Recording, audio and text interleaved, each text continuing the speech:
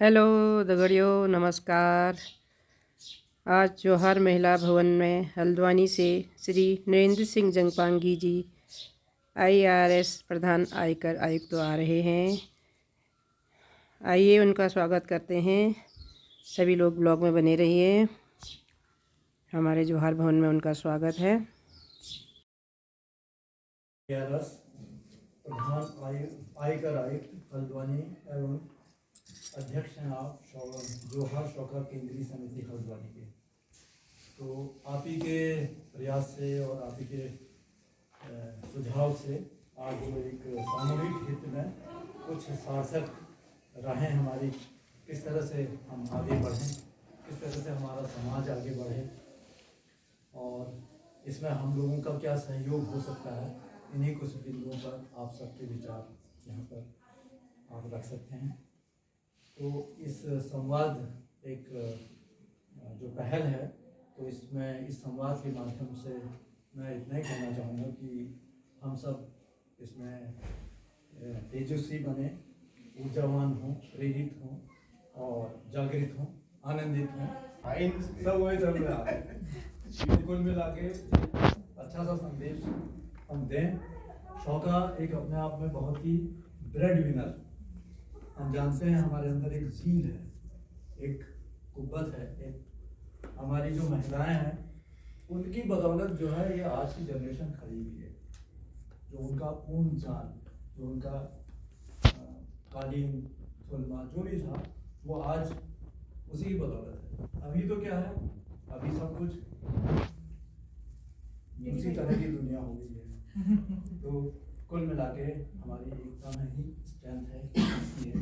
तो आप सबका मीटिंग शायद दीदी मैंने फिक्स नहीं की होती तो हो सकता है मैं आलस करता कि छोड़ो शादी छोड़ो क्या करते हैं, लेकिन मीटिंग फिक्स होगी इसलिए अब शादी में भी मैं आ गया उस कारण से। तो कई बार होता है कि एक कोई कारण होता है वो दूसरे के लिए निमित्त बनता है, तो उस कारण से जैसा भी हुआ आपको एक तरह से बहुत सालों बाद संवाद या बात की और रिक्वेस्ट की कि मैं मिलना चाहता हूँ। मुझे ये था कि शायद कई बार होता है कि जो बाहर से आदमी होता है वो देखता है, समझता है, और कई बार हम उसी हालत में होते हैं तो कई बार एनर्जी कम हो जाती है या कोई नए आइडियाज़ नहीं आते हैं। वो एक भी मेरा ये था कि उस बहाने में मिलूँ। मेरा यहाँ 10 महीने में 2002 से 2003 तक यहाँ रहा था। उसमें काफ़ी लोग उस टाइम के हैं, काफ़ी लोग हैं उसमें उस समय के, कुछ ही लोग नए हैं। वो मेरा विभाग में भी और विभाग के बाहर भी, विभाग में भी और समाज में भी, वो 10 महीने बहुत अच्छा रहा, बढ़िया रहा। आज मेरे पास 7-8 एडवोकेट आए थे मिलने के लिए, और एक प्रकाश बिष्ट है, एक वो है संगीत की चलाते हैं, बहुत काफ़ी बढ़िया गुंजी वाला एक महोत्सव करते हैं बड़ा, तो मिलने आए थे। तो सभी का ये यादें थी उस टाइम जो काम किया है। जैसे मैं इसलिए बता रहा हूँ कि क्या क्या चीज़ें उस टाइम हम कर चुके हैं और क्या हम और आगे कर सकते हैं। विभाग में तो हमने यहाँ पर एक सुरेंद्र भंडारी बुसान एशियाड में ब्रॉन्ज मेडल लेके आया था, उसका एक नागरिक अभिनंदन किया था। उसको 50,000 इकट्ठा करके विदेश से उसके पोज के उसके माता पिता को सम्मानित किया था। ऑफिस का हमारे शायद 11 लोग भी नहीं थे, पूरे स्टाफ मिला के 11-12 से क्रिकेट टीम बना के मैच भी खेले हमने, बाहर में पिकनिक भी की। समाज में शायद पहली बार कोई कल्चर प्रोग्राम मुरली मनोहर हुआ, आपने कंडक्ट किया था, और में काफ़ी अच्छा कल्चर प्रोग्राम एक हुआ। पहली बार मुंशियारी टीम का मुंशियारी के बाहर एक कल्चर प्रोग्राम हुआ। एक हमने पिकनिक की थी शायद इस धार में जो लेप्रोसी वाले के ऊपर में की थी, और एक सोनी हाँ जी, वहाँ पे गए थे। बाकी और कार्यक्रम तो हुई। और विभाग में हमने अधिकारियों और नागरिकों का एक क्रिकेट मैच खेला था। बैडमिंटन के आयोजन में कई सारी भागीदारी थी। तो कोशिश ये है कि यदि जो समर्थ है या कुछ कर सकता है तो वो ऐसा कुछ करे कि जिसमें ज़्यादा से ज़्यादा लोग इन्वॉल्व हो। ये भवन था उस टाइम से बंद तो चुका था, लेकिन फर्निश नहीं था, तो कुछ कुर्सियाँ यहाँ पर थी, टेबल था, होली पूजा भी तब यहीं होती थी, तो कई सारे आयोजन होते थे।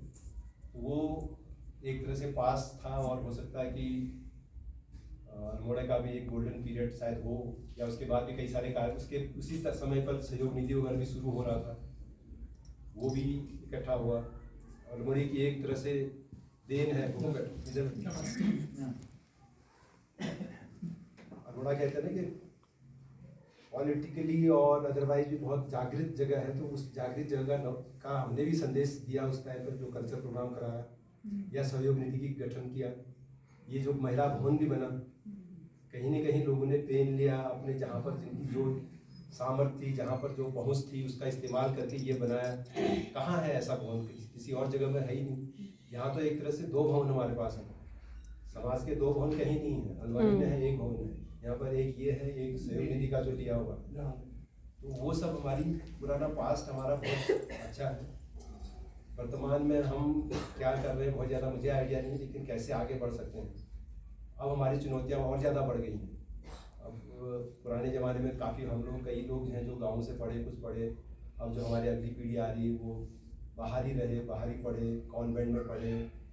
मैं अभी में कह रहा था कि आजकल के बच्चों को यदि मैं कहूँ कि मेरे बेटे से भी कहूँ या बेटी से भी कहूँ, सब्जी की दुकान में जाओ, 47 रुपये की सब्जी हुई, 100 रुपये का नोट दिया, उसने वापस 22 रुपये वापस करते थे। आज सोचता आके चले जाए कि ठीक ही इतना ही होता होगा।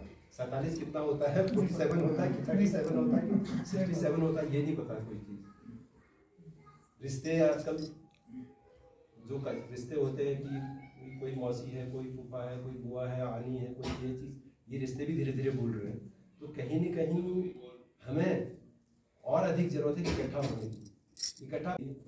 और नौकरी का चाम भी खत्म हो गया, क्योंकि यदि आपका बच्चा यदि बॉम्बे में 40-50 हज़ार की नौकरी कर रहा, तो शायद 20 हज़ार रुपये घर से भेजने पड़े उसके लिए, बॉम्बे में, बेंगलोर में, कहीं और चीज़। तो स्वरोजगार का भी बहुत ज़रूरी हो गया, और उसके बिना शायद चारा नहीं है।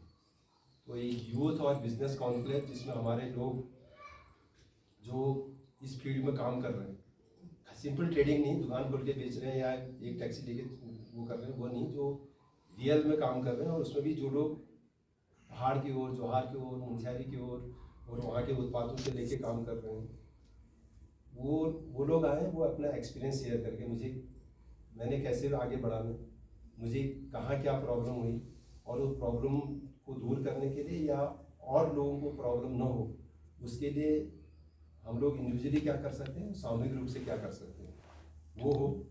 और एक जैसे विषय वस्तु के जानकार होते हैं, यदि पर्यटन विभाग का कोई आदमी मिलता है हमें, या होम स्टे के बारे में कोई जानता है, वो जोहार का नहीं है, बाहर का भी है, वो है, बैंक से कोई बैंक की फाइनेंस की स्कीम बताता है, चार्टर्ड अकाउंटेंट कोई प्रोजेक्ट रिपोर्ट कैसे बनानी है, कोई और चीज़ वो बता देता है।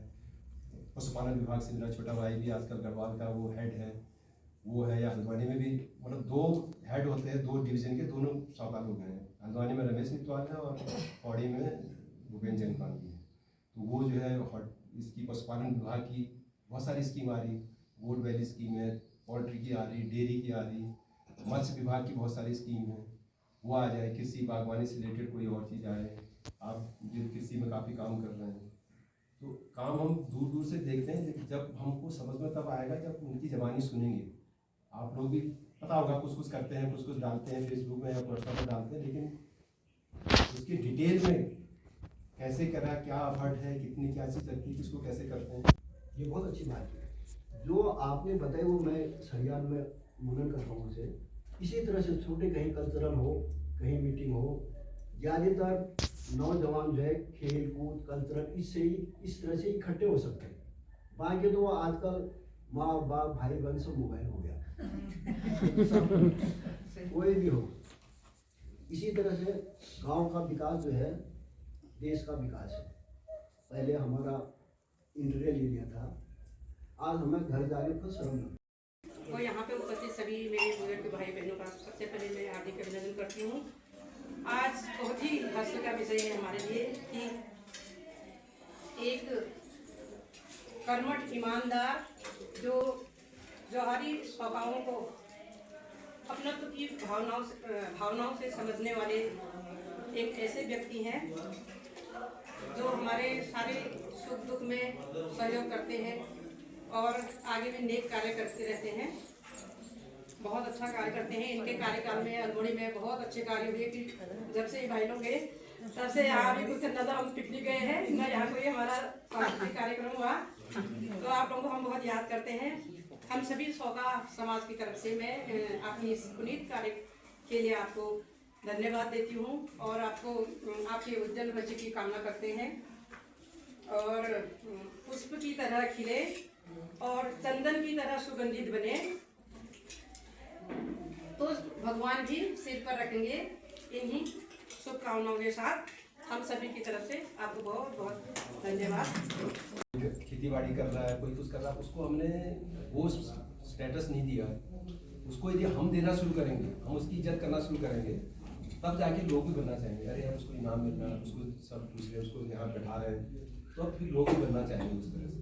तो वो हमारा एक एम है कि आपके एक्सपीरियंस से लोग सीखें। इसमें जो एक रिवर्स माइग्रेशन के उसमें फोकस है कि जो मुंशियारी मेरे जाने का था यूपी में धीरो मर्तुजा होटल मैनेजमेंट का लिखता है, तो ये इनपुट दे सकता है। गौतम बजपाल उसका होमस्टे को जो है अवार्ड, एक बार फर्स्ट अवार्ड, एक बार सेकंड अवार्ड मिला है। भूपेंद्र पंचाल हल्द्वानी में सेंट्रल कोर्ट चलाता है। चेतन धमसर ये गैरी बैंड से और अपना उधर गाँव में भी करता है। सुमित मर्तोलिया वहाँ चौपड़ी में करता है। दीपक मर्तोलिया पंगोट में करता है। विवेक मर्तोलिया इधर मुक्तेश्वर में करता है। सौरभ गंगेरी साथ एक जगह पर इतने कम जगह पर एक 1.5 किलोमीटर के एरिया में अच्छे खासे 70-80% लोग यहीं रह रहे हैं, तो वो एक आपके पास एडवांटेज है। तो कैसे क्या किया जा सकता है, मेरी इच्छा ये है कि उसमें कल के दिन हम बाहर से मॉरल सपोर्ट के लिए या किसी और तरह से हम क्या कंट्रीब्यूट कर सकते हैं, ये व्यक्तिगत रूप से और संस्था के रूप में, तो उस पर भी चर्चा की जा सकती है। तो अचानक उनके बीच में तबीयत खराब थी उनकी, कुछ लीवर ये किडनी की प्रॉब्लम थी, उनको यहाँ हॉस्पिटल ले गए थे हल्द्वानी। तो करीब 1 हफ्ते से बीमार थे, तो अभी डेथ हुई थी। कल हम गिरगांव और हम लोग गए थे यहाँ पे, तो कल उनका वहाँ पर अंतिम संस्कार था।